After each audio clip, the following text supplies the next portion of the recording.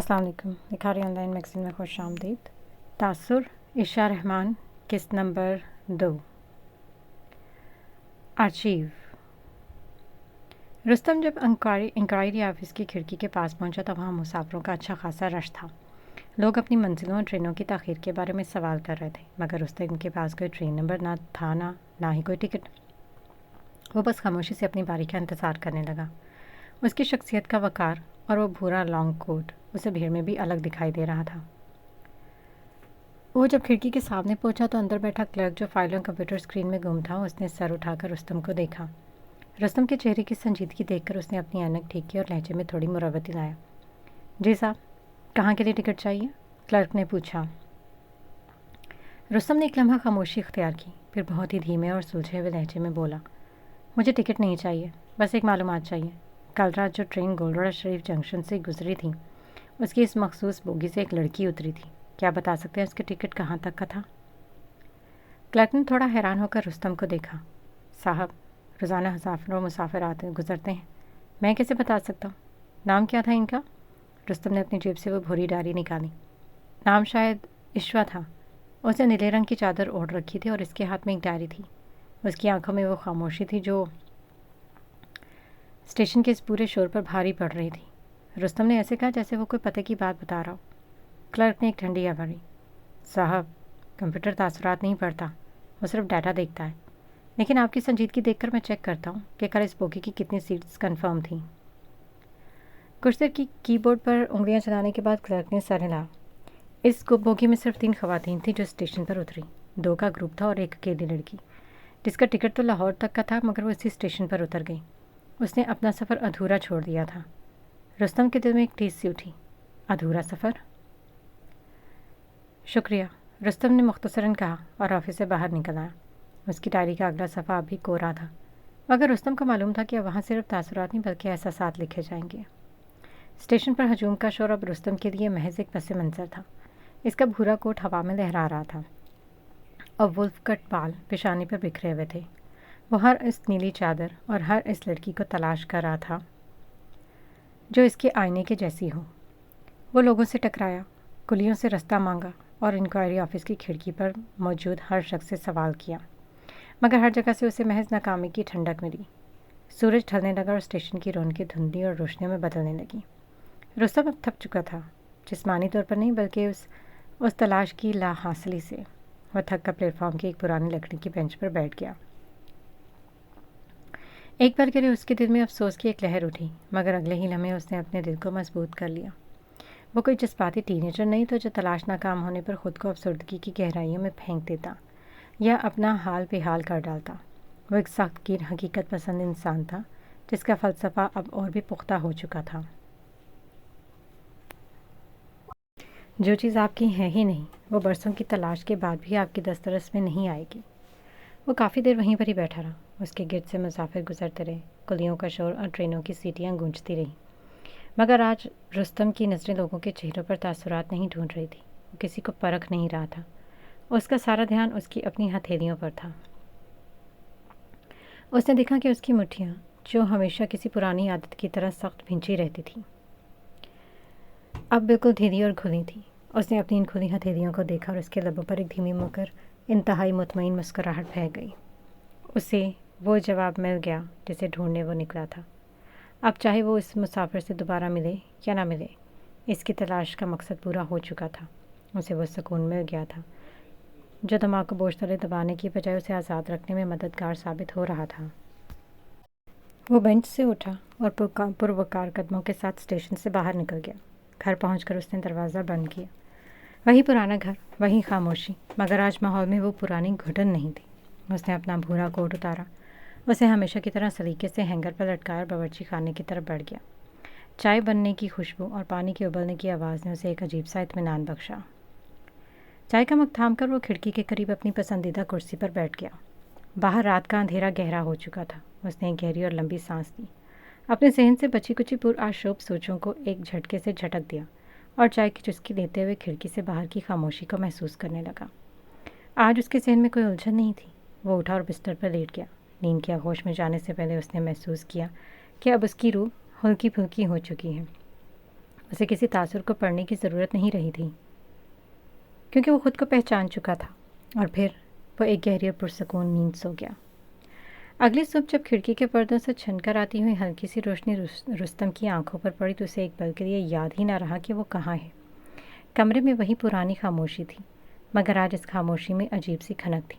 وہ بستر سے اٹھا، ایک گہری انگڑائی لی اور آئینے کے سامنے کھڑے ہو کر اپنی آنکھوں میں جھانکا۔ ان آنکھوں میں آج بھی وہی پرانی تلاش زندہ تھی جسے وہ دنیا سے چھپائے پھرتا تھا۔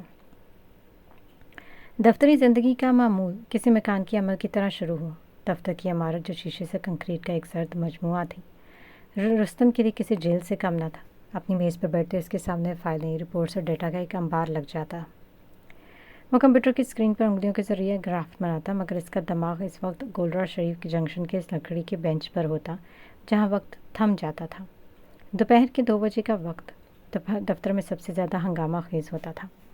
چائے کی پیالیوں کی کھنک، ٹیلی فون کی مسلسل گھنٹیاں اور لوگوں کا شور، یہ سب کچھ رستم کو ایک عجیب سی گھٹن میں مبتلا کر دیتا۔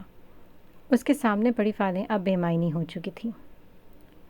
اس نے گھڑی کی طرف دیکھا جس کی سوئیاں اس کے دل کی دھڑکن کے ساتھ ایک ہی رفتار سے چل رہی تھیں۔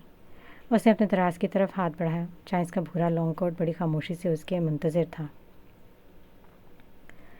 آج نہیں جاؤں گا، اس نے پھر خود سے جھوٹ بولا۔ یہ صرف وہمہ ہے جو کل ختم ہو جائے گا۔ مگر اس کا ضمیر اور اس کی روح اس جھوٹ کو قبول کرنے سے انکاری تھی۔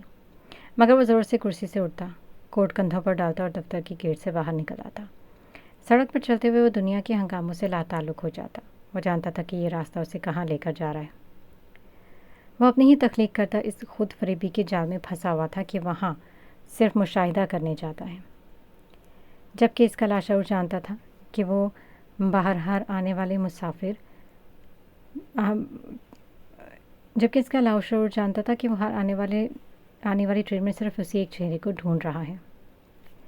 اسٹیشن پر پہنچ کر جب وہ اسی پرانی لکڑی کے بینچ پر بیٹھتا تو اسے لگتا جیسے وہ کسی دوسری دنیا میں آ گیا ہے۔ پلیٹ فارم پر بھاگتے ہوئے مسافر، ٹرین کی گونجتی ہوئی سیٹیاں اور انجن کا دھواں، سب کچھ اس کے لیے کہانی کا حصہ بن جاتا۔ اس نے اپنی ڈائری کھولی جس کے صفحات اب کسی کے تاثرات سے نہیں بلکہ اس کی اپنی روح کی پکار سے بھرے ہوئے تھے۔ آج پھر میں یہاں پر ہوں۔ میں یہ نہیں کہہ سکتا کہ اسے ڈھونڈ رہا ہوں، کیونکہ تلاش کا مطلب تو پانا ہوتا ہے، اور میں شاید اسے پانا نہیں چاہتا۔ میں تو بس اس احساس کو جینا چاہتا ہوں جو مجھے اس گمنام مسافر کی موجودگی میں ہوا تھا۔ یہ میرا روز کا معمول ہے، یا شاید میری زندگی کا واحد سچ۔ اسے وہاں پر بیٹھے جانے کتنی دیر ہو چکی تھی۔ سورج ڈھلنے لگا اور آسمان پر نارنجی اور گہری سرمئی رنگت بکھر گئی۔ اس نے خاموشی سے اپنی ڈائری بند کی۔ آج بھی وہ نہیں ملی تھی، مگر اس کے باوجود اس کا دل مطمئن تھا۔ وہ واپس گھر کی طرف چل پڑا، اس کی تسلی کے ساتھ کہ کل پھر وہی راستہ، وہی اسٹیشن اور وہی نامت نہیں انتظار اس کا منتظر ہوگا۔ اگلی صبح جب سورج کی پہلی کرن نے رستم کے کمرے کے پردوں کو چیر کر فرش پر قدم رکھا تو اس کی آنکھ کسی الارم کے بغیر ہی کھل گئی۔ رات کی وہ گہری اور پرسکون نیند اس کے چہرے پر ایک عجیب سی تازگی چھوڑ گئی تھی۔ اس نے تکیے کے پاس رکھا اپنا موبائل اٹھایا اور عادت کے مطابق نوٹیفیکیشنز پر نظر ڈالی۔ اس کے دوست کی طرف سے ایک پیغام چمک رہا تھا۔ آج شہر کی مرکزی آرٹ گیلری میں ایک نئی نمائش شروع ہو رہی ہے، ماضی کے عکس کے نام سے۔ اس ایگزیبیشن میں بہت ہی نایاب قدیم اشیاء اور قلمی خاکے رکھے گئے ہیں۔ مجھے معلوم ہے تمہیں ایسی چیزیں جمع کرنے کا جنون ہے، اس لیے تمہارا انتظار رہے گا۔ رستم کے لبوں پر ایک ہلکی سی مسکراہٹ آئی۔ پرانی چیزیں اور نایاب خاکے جمع کرنا اس کا پسندیدہ مشغلہ تھا، کیونکہ اسے لگتا تھا کہ ہر قدیم شے اپنے اندر ایک خاموش تاثر چھپائے ہوئے ہوتی ہے۔ اس نے واپسی پیغام لکھا، ٹھیک ہے، میں پہنچتا ہوں۔ وہ بیڈ سے اٹھا اور کچن کی طرف بڑھ گیا۔ اسلام آباد میں پچھلے 7 سالوں سے رہائش پذیر رستم کی زندگی اب ایک نظم و ضبط کی عادی ہو چکی تھی۔ وہ ایک آرکیوسٹ کے طور پر ایک قومی تحقیقی ادارے میں کام کرتا تھا، جہاں اس کا کام پرانی دستاویزات، تاریخی خطوط اور نادر قلمی نسخوں کی حفاظت اور ان کا نفسیاتی اور تاریخی تجزیہ کرنا تھا۔ ناشتہ بنانے کے دوران اس کے ذہن میں ایک بار بھی اس کے ناکام تلاش کا دکھ نہیں ابھرا۔ وہ مطمئن تھا۔ ناشتے کے بعد وہ تیار ہونے کے لیے اپنے کمرے میں آیا۔ آج اس نے اپنے معمول کے بھورے کوٹ کی بجائے سفید رنگ کا نفیس کوٹ نکالا۔ गले में स्याह मफलर लपेटा और स्याह चमकदार जूते पहने। सफ़ेद और स्याह का ये इम्तजाज उसकी गंदमी रंगत और पुख्ता खदोखाल को मज़ीद पुरकशिश बना रहा था। उसने अपने वुल्फ कट बालों को उंगलियों से तरतीब दिया, अपनी वही भूरी डायरी कोट की जेब में रखी और घर से निकल पड़ा। इस्लामाबाद की कुशादा सड़कें और सड़क के दोनों तरफ फैला हुआ सब्ज़ा आज बहुत भला लग रहा था। मारगला की पहाड़ियों पर छाई धुंध आहिस्ता आहिस्ता छट रही थी। वो गाड़ी चलाते हुए आर्ट गैलरी की तरफ बढ़ रहा था। उसकी मुट्ठियाँ भी ढीली थी, मगर उसकी नज़रें अब पहले से कहीं ज़्यादा रोशन और पुरुम्मीद थी। वो एक ऐसे मुसाफिर की तरह था जो अब रास्ते की धूल से नहीं बल्कि मंजिल की आहट से लुत्फ़अंदोज़ होना सीख गया है। शहर लाहौर की फ़िज़ा में ख़ास किस्म की वास थी, कदीम इमारतों की मिट्टी और जदीदियत का एक हसीन इम्तज़ाज। रुस्तम अपनी गाड़ी में शहर की मसरूफ़ सड़कों से गुजरता हुआ इस आर्ट गैलरी के सामने पहुंचा, जो अपनी तर्ज की मुनफरिद नुमाइश के लिए मशहूर थी। जैसे ही वो अंदर दाखिल हुआ, साकिब ने दूर से ही हाथ लहराया और करीब आकर रुस्तम के सफ़ेद कोट के कंधे को छूकर देखा। अरे वाह रुस्तम मियाँ, इस्लामाबाद जाकर तो तुम बिल्कुल ही नेक हो गए हो। ये सफ़ेद कोट पहनकर तुम आर्काइविस्ट कम और किसी प्राइवेट अस्पताल के सर्जन ज़्यादा लग रहे हो। खैर है, आज यहाँ किसी पेंटिंग का ऑपरेशन करने का इरादा या किसी नादर नुस्खे का पोस्टमार्टम? वो हल्का सा मुस्कुराया। सफ़ेद रंग सफाई और वसाहत की अलामत है, और आर्ट गैलरी में वसाहत की बहुत ज़रूरत पड़ती है, वरना तुम्हारे जैसे लोग आर्ट को रंगों का हादसा समझकर आगे बढ़ जाते। साकिब का कहकहा गूंजा। अच्छा बाबा, माफ़ कर दो, चलो अब ज़रा इस फ़न के समंदर में गोता लगाते हैं। दोनों दोस्त गैलरी में लगी तस्वीरों की तरफ बढ़ गए। वह बारी बारी फ़न पारों का मुशाहिदा कर रहे थे। साकिब हर तस्वीर में कोई ना कोई मज़ाहिया पहलू निकालता, जबकि रुस्तम उसकी नफ्सियाती गहराइयों पर तबसरा करता। वह दोनों एक ऐसी पेंटिंग के सामने रुके जिस पर सिर्फ नीले गहरे और पीले रंग के बेतरतीब धब्बे थे। ये देखो, मुझे पक्का यकीन है कि पेंटर का छोटा बच्चा ब्रश लेकर भाग रहा होगा और पीछे से माँ ने आवाज़ दी होगी, तो बेचारा डर कर रंग गिरा बैठा। और नाम देखो इसका, सहराए तन्हाई। अरे भाई, सहरा में नीला रंग कहाँ से आ गया? क्या वहाँ बारिश हो गई थी? साकिब ने तबसरा छड़ा। तुम्हारा मुशाहिदा हमेशा सतह पर रहता है साकिब। देखो, ये नीला रंग सहरा की तपिश में शराब की अक्कासी कर रहा है। ये वो ठंडक है जिसकी तमन्ना में मुसाफिर रेत को पानी समझ बैठता है। पेंटर ने यहाँ प्यास के कर्ब को नीले रंग में कैद किया है। यार रुस्तम, तुम तो प्यास को भी फ़लसफ़ा बना देते हो। मुझे तो बस ये लग रहा है कि पेंटर का नीला रंग ज़्यादा बिक गया था, तो उसने इसे सहरा में ही उंडेल दिया। वो आगे बढ़ गया जहाँ एक अजीब व गरीब ढांचा था जो किसी टेढ़ी मेढ़ी सीढ़ी जैसा लग रहा था। लो कर लो बात। ये क्या भला है? ऐसे लग रहा है जैसे कि वेल्डर ने काम अधूरा छोड़ दिया और गैलरी वालों ने इसे मॉडर्न आर्ट कहकर यहाँ सजा दिया। इसका नाम क्या है? इर्तिका की जीने। भाई, सीढ़ी पर तो चढ़ते तो इर्तिका तो दूर, बराह रास्त अस्पताल के एमरजेंसी वार्ड पहुँचेंगे। फिर टेढ़ा सा तबसरा बुलंद हुआ। रुस्तम ने हाथों को मफलर के गिर्द लपेटा। अभी गधे, ये सीढ़ी चढ़ने के लिए नहीं, सोचने के लिए। ये टेढ़ी लकीरें इंसान की ज़िंदगी की पेचीदगियों को ज़ाहिर करती हैं।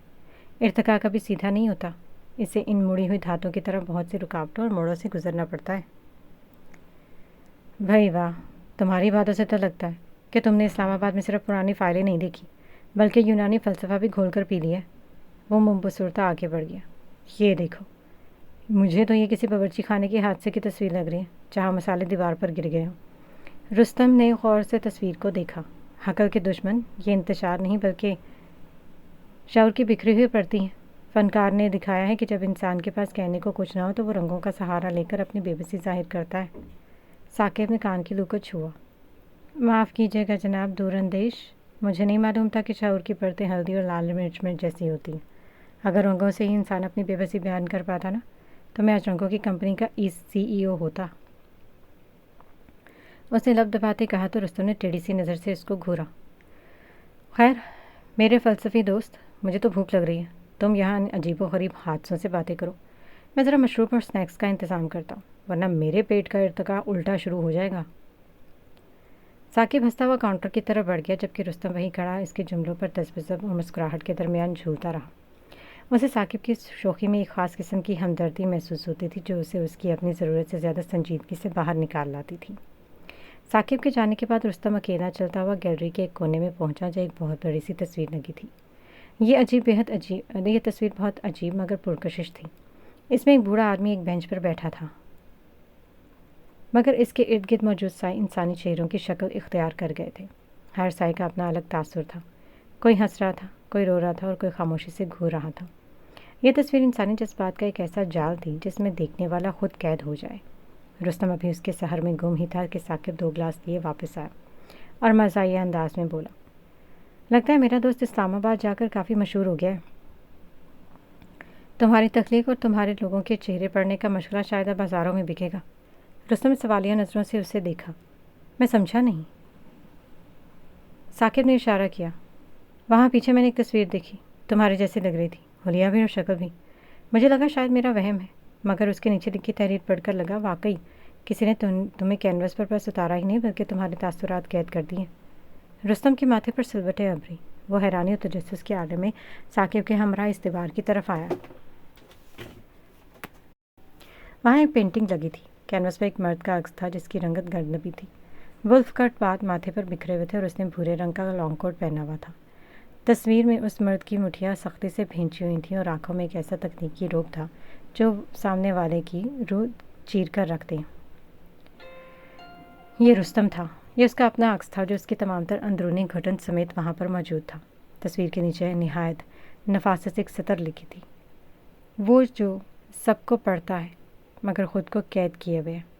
वो आखिर में फ़नकार का नाम दर्ज था, इशवा खाकान। रुस्तम की आंखें हैरत से फैल गई। इसका दिल ज़ोर से धड़का। उसने बेख्तियार साकिब के कंधे पर हाथ जमाया, मगर उसके हलक से कोई लफ्ज़ ना निकल सका। उसे ऐसा लगा जैसे इसकी रूह का सबसे गहरा राज किसी ने चोरी से यहाँ पर दीवार पर सजा दिया हो। आपको अपना अक्स पसंद आया? एक रेशमी और जानी पहचानी आवाज़ रुस्तम के कानों से टकराई। रुस्तम ने झटके से रुख मोड़ा। वो वही थी। हाँ वही थी। वो गुमनाम मुसाफिर। उसने आज नीले रंग की चादर नहीं ओढ़ी थी बल्कि एक सादा से सफ़ेद लिबास में वो किसी सहर की तरह लग रही थी। उसके चेहरे पर वही सुकून था जो रुस्तम के लिए एक मामा बन चुकी थी। रुस्तम ने कुछ कहना चाहा मगर उसके अल्फाज कहीं खो गए। उसने महसूस किया कि उसकी मुठियाँ जो हमेशा खुद ब खुद बंद हो जाया करती थीं अब बिल्कुल ढीली और खुली थीं। वो करीब आई और इसके खाके को देखने लगी। मैंने उसे पेंट नहीं किया, मैंने उसे सिर्फ वही कागज़ पर उतारा है जो आपकी आंखों का शोर कह रहा था। आप लोगों के चेहरे पढ़ते हैं ताकि इन्हें समझ सकें। मैं चेहरे इसलिए देखती हूँ ताकि इन्हें महसूस कर सकूँ। रुस्तम ने एक गहरा सांस लिया। उसकी आंखों की तेज़ी अब एक गहरे ठहराव में बदल रही थी। उसने इशवा की तरफ देखा। एक पुरसकून मुस्कुराहट उसके चेहरे पर बिखरती गई। लाहौर की इस आर्ट गैलरी में शाम के साए गहरे हो रहे थे मगर रुस्तम के लिए वक्त जैसे थम गया था। वह अपनी ही तस्वीर के सामने खड़ा था, एक ऐसा अक्स जिसने उसके छुपे हुए वजूद को दुनिया के सामने अयां कर दिया था। साकिब जब तो खामोशी से सारा मंजर देख रहा है, हैरत के मारे गंग था। वह कभी रुस्तम को देखता और कभी इस पुरसरा लड़की को जो किसी सहर की तरह रुस्तम के सामने खड़ी थी। उसे अपनी आंखों पर यकीन नहीं आ रहा था कि वही रुस्तम जो जज्बात को एक तकनीकी गलती समझता था आज किसी के सामने इतना बेबस और नरम नज़र आ रहा है। ये शाहकार, मैं इसे ख़रीदना चाहता, मैं इसे किसी और की नज़रों का तमाशा बनने नहीं देना चाहता। उसने अपने तासुरात को छुपाते हुए धीमे लहजे में कहा। इशवा के लबों पर एक धीमी और पुरसकून मुस्कुराहट उभरी। उसकी आंखें रुस्तम के चेहरे पर फैली हैरत को बड़ी अपनायत से पढ़ रही थीं। अगर आप उसे ख़रीदना चाहते हैं तो आपके लिए मुफ्त है। मुफ्त? लेकिन क्यों? फनकार अपनी मेहनत की कीमत वसूल न करे, ये बात समझ नहीं आई। कुछ कीमतें पैसों में अदा नहीं होती। आपने मुझे वो मौजू दिया जिसकी तलाश में मेरा कल बरसों से भटक रहा था। आपकी ये खुली मुठियाँ ही मेरी मेहनत का सिला है। मैंने वो पेंट किया जो आपके अंदर था और अब वो आप ही के पास वापस जाना चाहिए। रुस्तम ने एक गहरी सांस ली और मुस्कुराया। इसकी मुस्कुराहट में ऐसी चमक थी जो साकिब ने 10 सालों में पहली बार देखी थी। साकिब के पेट में मरोड़ उठने लगे। ये वही ख़तरनाक मरोड़ थे जो तब उठते जब कोई जिगरी दोस्त आपसे बड़ा राज छुपा रहा था। उसने फ़ौरन मुदाखलत की। ओहो, मुफ्त? रुस्तम मियाँ, मैं तो समझा था इस्लामाबाद जाकर तुम सिर्फ फाइलें पढ़ते हो। यहाँ तो तुमने दिलों की जोग्राफी बदल दी है। बीबी, अगर आपका दिल इतना ही बड़ा है तो एक तस्वीर मेरी भी बना दें। मैं तो अपनी बटियाँ बचपन से खुली रखता हूँ, क्या पता मुझे भी कुछ मुफ्त में मिल जाए। ثاقب کے جملے پر عشوہ ہلکا سا ہنسی، جبکہ رستم نے ایک کاٹدار نظر سے اسے دیکھا۔ ثاقب فوراً سمجھ گیا کہ وہ یہاں پر کباب میں ہڈی بن رہا ہے۔ اس نے خاموشی سے اپنے ہاتھ اٹھائے جیسے ہتھیار ڈال رہا اور دور ہٹنے لگا، مگر دور جاتے ہوئے بھی اس کی نظریں رستم پر تھی اور اشاروں ہی اشاروں میں اسے کہہ رہا تھا،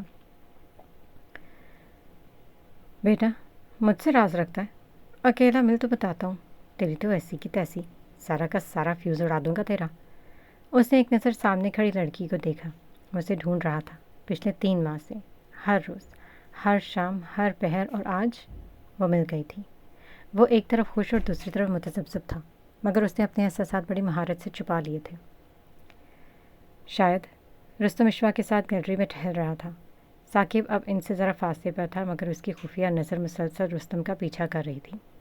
رستم بار بار اشوا کی طرف دیکھتا۔ اس کے سفید سادہ کپڑے، دوپٹے کے کنارے سے نکلے بالوں کی وہ لٹ جو بار بار اس کے ماتھے کو چھو رہی تھی، اور اس کے چہرے پر پھیلا وہ سکون۔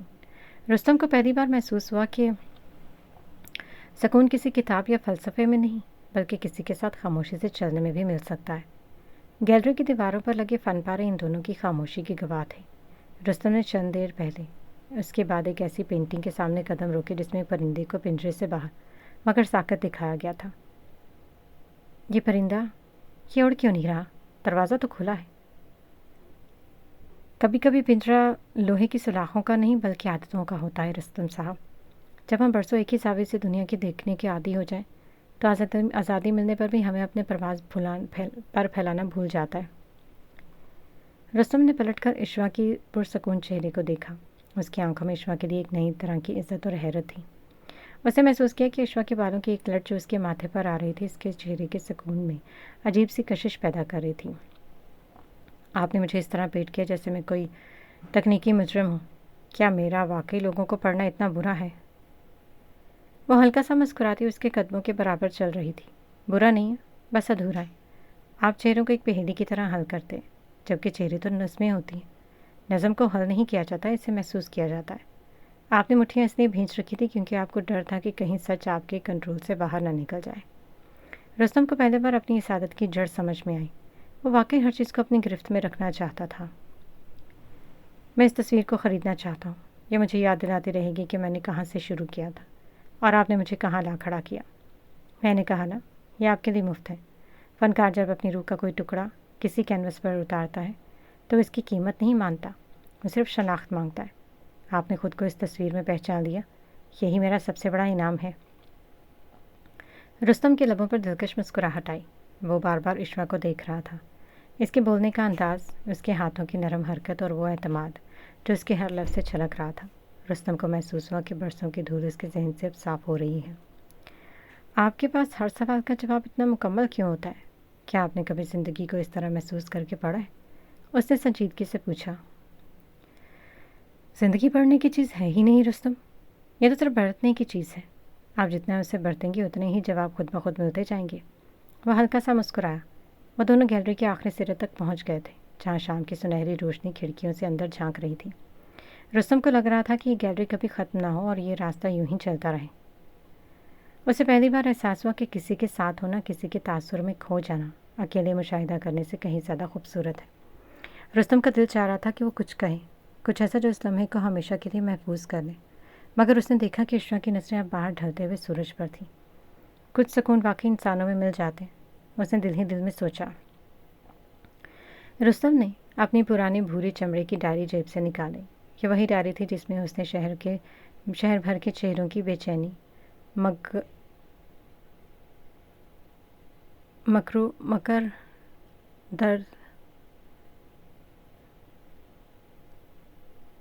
درد کو ٹیکنیکل تاثرات کی صورت میں قید کر رکھا تھا۔ اس نے ڈائری اشوا کی طرف بڑھا دی۔ اس کی نظروں میں اب وہ پرانا روب نہیں بلکہ ایک عجیب سا سپردگی کا احساس تھا۔ اس میں اب تک میں نے صرف دوسروں کو پڑھا ہے۔ رستم کی آواز میں گہرا ٹھہراؤ تھا۔ مگر آج مجھے احساس ہو رہا ہے کہ میری اپنی تاریخ ختم ہو چکی ہے۔ اب اس پر آخری لفظ آپ لکھیں۔ میرے خیال سے اب یہاں مشاہدے کا سفر تمام ہونا چاہیے۔ اشوا نے خاموشی سے رستم کو دیکھا۔ اس کی آنکھوں میں ایک ایسی سی سمجھ بوجھ تھی جو لفظوں کی محتاج نہیں تھی۔ اسے اپنی نازک انگلیوں سے وہ ڈائری تھامی جس کے صفحات رستم کے برسوں کے ذہنی بوجھ سے بھرے ہوئے تھے۔ اس نے قلم اٹھایا اور ڈائری کے بالکل آخری کونے صفحے پر اپنی مخصوص متوازن تحریر میں کچھ سطریں لکھی۔ لکھنے کے بعد اس نے ڈائری بند کی اور رستم کی آنکھوں میں جھانک کر اسے واپس کر دی۔ رستم نے وہاں پر وہ صفحہ کھولا۔ وہاں لکھا تھا، سفر وہاں تمام نہیں ہوتا جہاں راستہ ختم ہو جائے، بلکہ وہاں ہوتا ہے جہاں تلاش ختم ہو جائے۔ جس دن تم نے چہروں کو پڑھنا چھوڑ کر انہیں صرف دیکھنا شروع کر دیا، اس دن تم مسافر سے منزل بن جاؤ گے۔ یاد رکھنا، کھلی مٹھی سے ریت تو پھسل سکتی ہے، مگر آسمان اسی مٹھی میں سماتا ہے۔ رستم نے ان لفظوں کو بار بار پڑھا۔ اسے محسوس ہوا جیسے عشوا نے نہ صرف اس کی ڈائری بند کی ہے بلکہ اس کے اندر جاری اس نامتناہی جنگ کو بھی ختم کر دیا جو وہ دوسروں کے تاثرات سے لڑ رہا تھا۔ عشوا نے ایک بار پھر وہی مسحور کن مسکراہٹ دی۔ رستم صاحب، مٹھیاں اس لیے نہیں کھودی جاتی کہ کچھ کھو جائے، بلکہ اس لیے کھودی جاتی ہے کہ کچھ نیا سمیٹا جا سکے۔ سورج کی آخری سنہری کرنوں میں عشوا کا چہرہ کسی فرشتے جیسا لگ رہا تھا۔ رستم کو پہلی بار معلوم ہوا کہ زندگی کی سب سے گہری بات سب سے سادہ ہوتی ہے۔ اس نے ڈائری بند کی، مگر اس بار اسے جیب میں نہیں رکھا بلکہ اپنے ہاتھ میں تھامے رکھا، بالکل ویسے ہی جیسے کوئی قیمتی امانت سنبھالی جاتی ہے۔ اس کا سفر تمام نہیں ہوا تھا، بلکہ اب وہ ایسے راستے پر تھا جہاں اسے کسی ڈائری یا قلم کی ضرورت نہیں تھی، بس اب اسے صرف جینا تھا۔ شام کے سائے جب گیلری کی سیڑھیوں پر پھیل گئے تو عشوا نے جانے کے لیے الوداعی اشارہ کیا۔ رستم کے دل میں ایک دم بے چینی اٹھی۔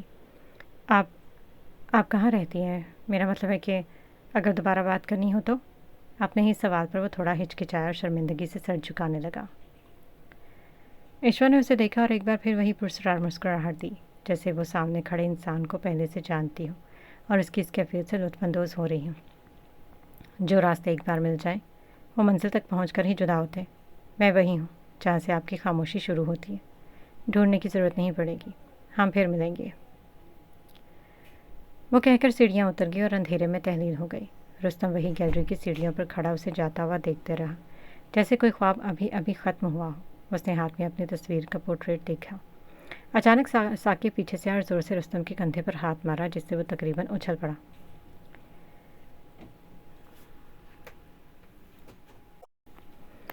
تو یہ تھا وہ حادثہ جس نے تمہارے فیوز اڑا کر رکھے تھے؟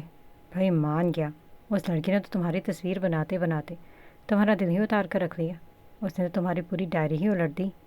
او الو، کچھ باتیں تمہاری فلٹر والی عقل سے اوپر کی ہوتی ہیں۔ وہ محض ایک فنکار ہے اور میں صرف ایک مسافر۔ ہاں ہاں، اور میں تو یہاں صرف پاپ کارن کھانا آیا ہوں، ننا کاکا ہوں نا۔ ثاقب نے ابرو اچکا کر کہا تو رستم نے بمشکل ہنسی دبائی۔ آج میری طرف رک جاؤ، کل چلے جانا۔ معذرت دوست، کل آفس میں ایک بہت اہم کام ہے، اس لیے آج ہی نکلنا ہوگا، اگلی بار ضرور رکوں گا۔ وہ اس کے بغل گیر ہو کر گاڑی کی طرف بڑھنے لگا، مگر اس کے ذہن میں ابھی ابھی وہ خیال تھا۔ وہ ایک پل کو مڑا۔ وہ لڑکی، اس نے بس اتنا ہی کہا، فکر نہ کرو، بایو ڈاٹا نکال کر ای میل کر دوں گا۔ تمہارے یار بڑا اسٹاکر ہے، آخر اس دوستی کا کچھ تو فائدہ ہونا چاہیے۔ رستم دھینے سے ہٹا۔ ذرا تہذیب اور تمیز سے ثاقب۔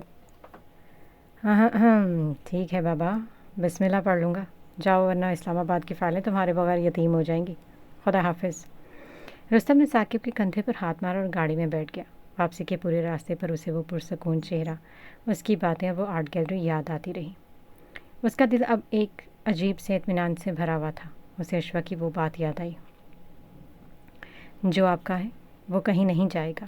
اس نے مٹھیاں نہیں بھیجی بلکہ اسٹیئرنگ پر اپنے ہاتھ ڈھیلے چھوڑ دیے۔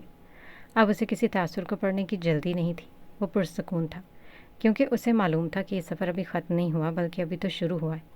مارگلا کی پہاڑیوں کی طرف بڑھتے ہوئے رستم اب ایک آزاد انسان تھا۔ اس کی نگاہیں پچھلی نشست پر پڑی اپنی تصویر پر تھیں اور اس کی مسکراہٹ میں اب ایک سکون تھا۔